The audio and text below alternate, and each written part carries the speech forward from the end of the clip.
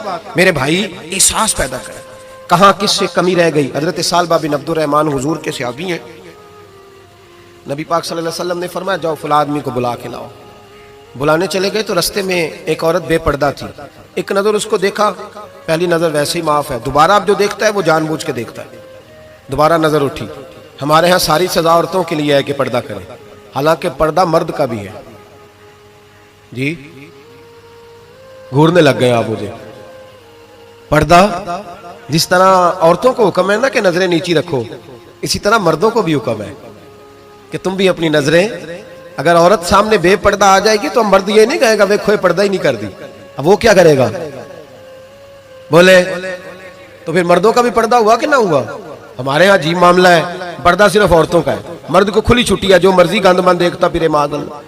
मना किया नबी पाक और फरमाया ये नजर शैतान के तीरों में से तीर है, इससे बचो, ये तुम्हारी रूह पे लगेगा, तुम्हें घायल कर देगा, मार देगा तुम्हें। मर्द की आंख का भी पर्दा है, नजर झुका के रखे। सालबा बिन अब्दुर्रहमान रज़ियल्लाहु ताला अन्हु गुजर रहे थे। इस सालबा नाम के 7 सहाबी हैं महबूब के। बाज़ों का ख्याल आता है कि एक फलां सालबा की भी हमने 7 सहाबी हैं, इसे एक नाम अब्दुल्ला नाम के खुदा जाने कितने सहाबी, 20 मेरी नजर से गुजर चुके। तो जनाब सालबा बैठे थे, फरमाया फलां को बुला के लाओ। जब बुलाने गए तो रास्ते में औरत पे नजर पड़ी। पहली नजर तो माफ है, लेकिन दोबारा देख बैठे। दोबारा नजर पड़ी तो परेशान हो गए। ख्याल आया मैंने तो खयानत किया अपने नबी पाक से, हुजूर ने तो मना किया ये काम करने से। अब वापस हुजूर के पास नहीं आए, जंगल में चले गए। इब्ने कदामा ने किताबु तव्वाबीन में इस रवायत को लिखा है, कहते 40 दिन वो पहाड़ों में रोते रहे कि या अल्लाह मुझसे गलती हो गई। कितने दिन?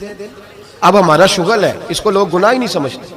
बदनिगाही तो कोई गुनाह ही नहीं, अब तो ये शुगल है। अब तो हमारे यहाँ माज़ अल्लाह ताला सियाने बयाने बंदे बीच बैठे होते हैं जब ये बातें हो रही होती, ये शुगल है हमारा। अब तो अब्बा के सामने बच्चा वॉलपेपर गंदी तस्वीर का लगाया होता है, पर वो कहता है उम्र है ना जी, उम्र है ना जी, मुझे पता ही नहीं है कितना गंद कर रहा है, ये तबाह हो जाएगा रूहानी तौर पर। अगर ये गंद देखने में उलझ गया तो इमाम शाफी का फतवा है, जिसकी नजर गंदी होती है उसका हाफजा कमजोर होता है, वो कोई बड़ा काम नहीं कर सकता, वो नफ्सियात का मरीज हो जाता है जो गंदी नजर वाला आदमी होता है। हमें पता ही नहीं कि हमारे मसाइल असल में है क्या। तो 40 दिन जंगल में रोते रहे, 40 दिन। महबूब सारा कुछ जानते थे पर खामोश रहे। हजरत जिब्रील अमीन हाजिर हुए, अर्ज की या रसूल अल्लाह आपका वो गुलाम रो रहा है। रब कहता उसे बुला ले, मैंने उसका गुनाह माफ कर दिया है। नबी पाक सल्लल्लाहु अलैहि वसल्लम ने हजरत मौला अली शेर खुदा और जनाब सलमान फारसी को भेजा, फरमाया फलां जगह ले आओ। कहते जब हम गए तो 2 पहाड़ों के दरमियान जनाब सालबा तड़प के रो रहे, हमें देख के और रोए। कहने लगे अली मेरे बारे में कोई आयत तो नहीं नाज़िल हो गई? तो कहा नहीं, चल हुजूर ने बुलाया है। कहा अच्छा हुजूर कहते क्या थे, फरमाते क्या थे? कहा पता नहीं, लेकिन बुलाया है। कहते जब हमारे साथ चलने लगे, मस्जिद नबी करीब आई तो कहने लगे अली बहुत बड़ा गुनाह कर बैठा हूँ, नजरें मैली हो गई, वुजू नहीं आंखों का, मुझे डायरेक्ट ना लेके जाओ हुजूर के पास।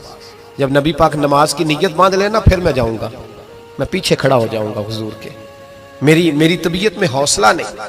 हाँ, यहाँ तो पता नहीं मैं किस तरह इश्क रसूल का दावा करता हूँ मिंबर पर बैठकर, और हमारी ये मिलाद आएगा तो महफिल मिलाद में इस तरह के दावे होंगे स्टेज पर के अलमान वाला फीस, पता नहीं क्या क्या लोग कह देंगे, पता नहीं हमें हम क्या है और हम क्या कह रहे हैं, मन आनम के मन दानम, पता ही नहीं, और कितना बड़ा दावा कर दिया।